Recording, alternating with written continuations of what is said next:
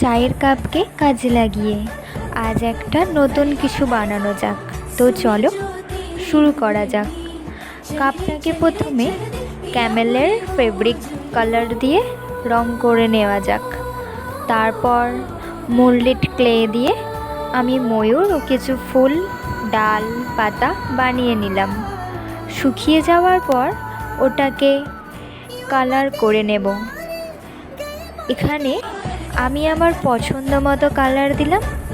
এটাকে কিন্তু আমরা ঘর সাজিয়েও রাখতে পারি।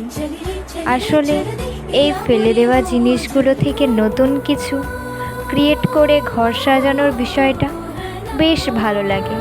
তাই কোনো জিনিস ফেলে দেওয়ার আগে বারবার ভাবি এটা আমার কোনো কাজে লাগবে নাকি।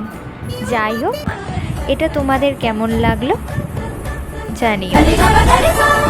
सुनी जो तेरी मुरली चली